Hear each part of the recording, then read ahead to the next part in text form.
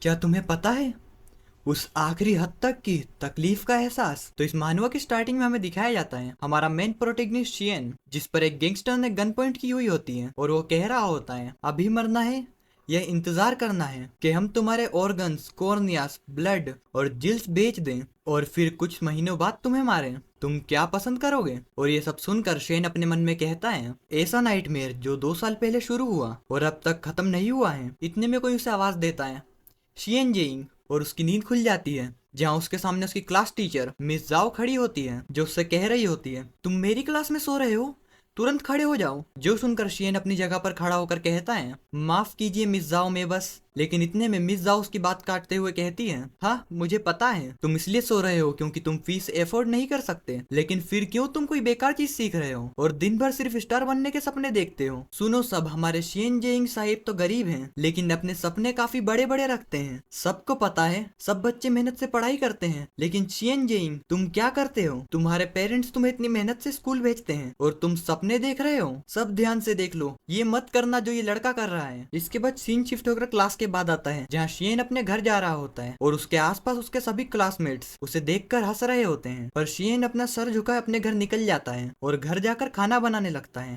तभी उसके पेरेंट्स और सिस्टर घर आ जाते हैं और उसके डैड कहते हैं हम वापस घर आ गए, क्या खाना बन गया? और उसकी मोम और सिस्टर जुए की बात कर रहे होते हैं जहाँ उसकी मोम कहती है अभी वाला हिट होना चाहिए, बेसिकली नंबर की बात कर रहे हैं जुए में लगाए हुए। फिर इसकी सिस्टर कहती है मोम एक गलती और हम 5,000 हार जाएंगे। जिसके बाद ये सभी खाना खाने लगते हैं जहाँ शेन कहता है मॉम डैड मैं आपसे बात करना चाहता हूँ, वो मेरी स्कूल की फीस। उसके इतना कहते ही उसकी मॉम कहती है फीस? तुम कहना क्या चाहते हो? जो सुनकर शेन कहता है माफ कीजिए। फिर उसकी मॉम कहती है शुरू में तो तुमने खुद ही कहा था अगर हम फीस नहीं भी भरते तो भी तुम्हें एजुकेशन दिया जाएगा, और वैसे भी तुम्हारी पढ़ाई का क्या फायदा? अच्छा होगा तुम काम करो, पैसा कमाओ, घर का खर्चा उठाओ। इतने में उसके डैड कहते हैं तुम वैसे स्टंट ड्यूअल का काम कर रहे हो ना, उसका पैसा कहाँ गया? जो सुन के शेन कहता है उसमें पैसा बहुत कम मिलता है, सिर्फ जब स्टंट डेंजरस हो तभी पैसा ज्यादा मिलता है और मैं तो सिर्फ पार्ट टाइम करता हूँ। तभी उसकी मोम कहती है तो डेंजरस काम करो, जिसपे उसके डैड कहते हैं हाँ बस पैसा कमा लो यही जरूरी है, और इस बात पर शेन ना चाहते हुए भी मान जाता है। फिर उसके पेरेंट्स और सिस्टर वहां से जाने लगते हैं और उसके डैड जाते हुए कहते हैं ठीक है हम जा रहे हैं रात के काम के लिए, और उसकी सिस्टर जाते हुए कहती है इस बार जीतना है, और इसके बाद वो सभी वहां से चले जाते हैं। और इसके बाद सीन शिफ्ट होकर फिल्म सेट पर आता है जहाँ शेन का थप्पड़ खाने वाला सीन चल रहा होता है और शेन नीचे गिर चुका होता है और डायरेक्टर कहता है ऑल राइट कट। तभी वो हीरोइन डायरेक्टर से कहती है 1 मिनट डायरेक्टर, मुझे लगता है थप्पड़ में इंटेंसिटी नहीं थी, मैं एक और बार ट्राई करना चाहती हूँ। जो सुनकर डायरेक्टर थोड़ा सोचते हुए कहता है ओके पूरी रात बाकी है, ये सीन इम्पोर्टेंट है, सब अपना ध्यान रखो। शेन जेइंग अब उठ जाओ, कैमरा रेडी है फिर से। जिसके बाद वो हीरोइन शेन को एक और थप्पड़ मारती है और कहती है नहीं एक्सप्रेशन ठीक नहीं था, और फिर से रीटेक लेती है, और ऐसे ही वो शेन को कई बार मारती है जब तक वो बेहोश नहीं हो जाता। फिर डायरेक्टर कहता है शियन जेइंग ये लड़का अब काम नहीं कर सकता है, और शियन बेहोशी की हालत में कह रहा होता है इतना दर्द। इसके बाद सीन शिफ्ट होकर अगले दिन स्कूल में आता है जहाँ मिस जाओ शियन को बेंच से गिरा देती है और कहती है बाहर निकलो, जिस पर शियन कहता है माफ कीजिए। इस समय शेन बस 10th क्लास में था और उसने स्कूल छोड़ दिया। उसने पूरे टाइम स्टंट डबल का काम शुरू किया, लेकिन उसकी जिंदगी और मुश्किल हो गई। फिल्म इंडस्ट्रीज की रिश्वत और पॉलिटिक्स से वो बिल्कुल लड़ नहीं सकता था, लेकिन फिर भी उसने अपने आप से पूछा आखिर मैं यहाँ क्यों हूँ? जिसका जवाब था उसे दूसरों का रोल करते हुए ही सिर्फ सुकून मिलता था, चाहे कितनी ही मुश्किल हो, कितनी ही बेइज्जती हो। उसे बस इतनी फिक्र है कि घर वाले तो है ना, अगर सब खुश हैं तो जिंदगी इसी का नाम है। ऐसे ही एक दिन लंच करते समय उसे उसकी मोम का कॉल आता है जिसमें उसकी मोम काफी घबराते हुए कह रही होती है शियन जेइंग हमारा हाल बहुत बुरा है। जो सुनकर शियन कहता है मोम क्या हुआ है? तभी उसकी मोम कहती है मैं और तुम्हारे डैड सब कुछ हार गए, हमें कुछ लोगों ने किडनैप कर लिया है, वो लोग हमें जरूर मार देंगे।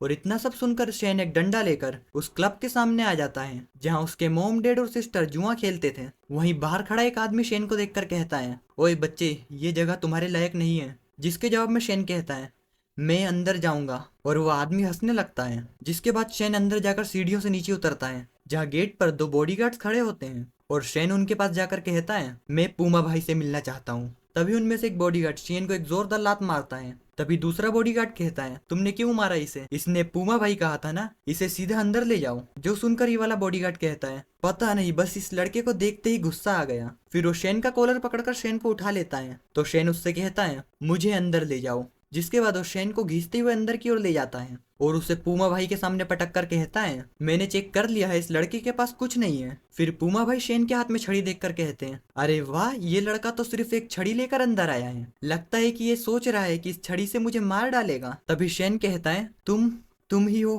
पूमा भाई? तो पूमा भाई कहता है, हाँ, पूरे डाशोंग डिस्ट्रिक्ट में और कौन है जो मेरी इस कुर्सी पर बैठ सकता है। जो सुनकर शेन पूमा भाई के आगे गिड़गिड़ाते हुए कहता है, पूमा भाई, आप एक बड़े आदमी हैं, मेरे माँ बाप ने आपसे जितना कर्जा लिया है मैं सब वापस कर दूंगा पूमा भाई, मुझे एक मौका दीजिए प्लीज, प्लीज पूमा भाई। जिसके जवाब में पूमा भाई कहता है, आखिर तुम कर्जा कैसे चुकाओगे? तो शेन कहता है, मैं काम करूंगा, पैसा उधार लूंगा, मेरा विश्वास कीजिए पूमा भाई। लेकिन फिर पूमा भाई शेन से हंसते हुए कहते हैं, ये पैसा कभी पूरा नहीं होगा और तुम लेट हो गए हो। और पूमा भाई की ये सारी बातें सुनकर शेन अपनी छड़ी लेकर पूमा भाई की ओर बढ़ने लगता है, लेकिन तभी एक बॉडीगार्ड आकर शेन के मुंह पर डुच मार देता है। लेकिन फिर भी शेन काफी गुस्से से पूमा भाई की ओर ही देख रहा होता है, जो देखकर पूमा भाई कहता है, बच्चे कभी सब्र नहीं रख सकते।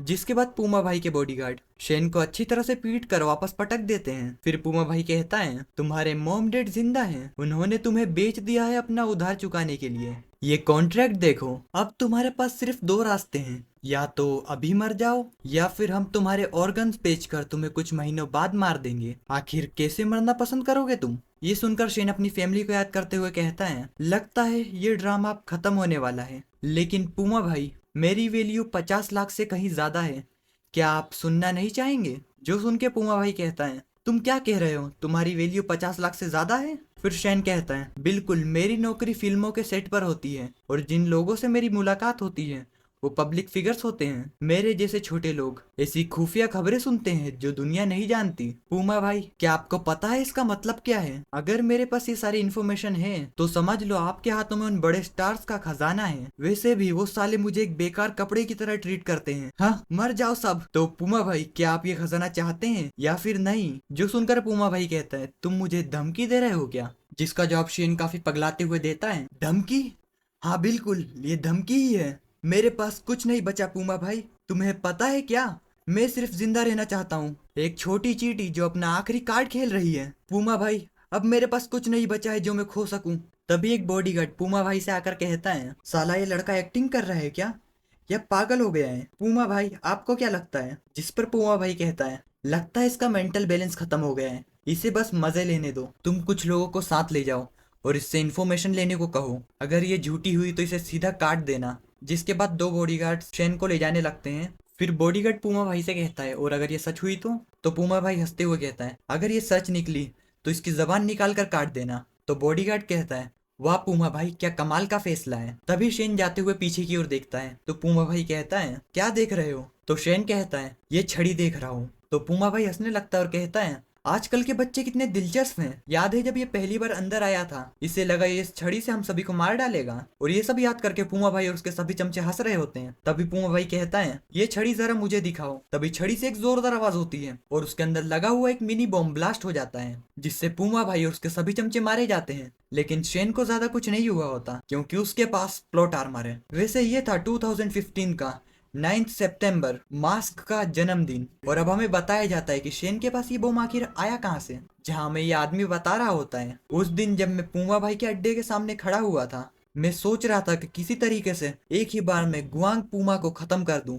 वैसे गुआंग पूमा पूमा भाई का ही असली नाम है, पूरा नाम। आगे बढ़ते हैं। ये लोग हर गंदी हरकत में शामिल हैं। मैं एक पुलिस ऑफिसर हूँ, लेकिन उनके खिलाफ कोई जबरदस्त सबूत नहीं मिल रहा था। ये लोकल डॉन काफी ताकतवर था और उसका काला और सफेद दोनों साइड्स पर कंट्रोल था। ऐसे लोगों से लड़ने के लिए आम तरीके काम नहीं करते। अगर तुम्हें इंसाफ करना है तो तुम्हें कुर्बानी देनी पड़ती है। उस वक्त वो लड़का आया, उसने कहा कि चाहे कुछ भी हो जाए वो अंदर जाएगा, लोगों को बचाने के लिए वो अपनी जान तक दे सकता है। जाने कैसा जादू था, मैंने उसे एक मिनी बॉम्ब दे दिया और वो पुलिस के लिए एक स्पाई बन गया, ताकि पूमा भाई की हरकतों की इन्फॉर्मेशन इकट्ठा कर सके या फिर जरूरत पड़ने पर उस बॉम्ब को इस्तेमाल कर सके। और इसके बदले पुलिस उसकी फैमिली की हिफाजत करेगी। मतलब हाँ, सुसाइड करने की बात कर रहा है कि अगर ये वहां पर जाके बम भी फोड़ सकता है, उन लोगों के साथ में सुसाइड कर सकता है। इसके बाद ये कहता है, ये एक दहशत भरी डील थी, लेकिन वो इससे खुश था और फिर मुझे पता था वो मरा नहीं था। 3 साल बाद मुझे एक लेटर मिला जो कि एक्स सिटी डार्जिलिंग डिस्ट्रिक्ट के पुलिस कमिश्नर का था और इसमें था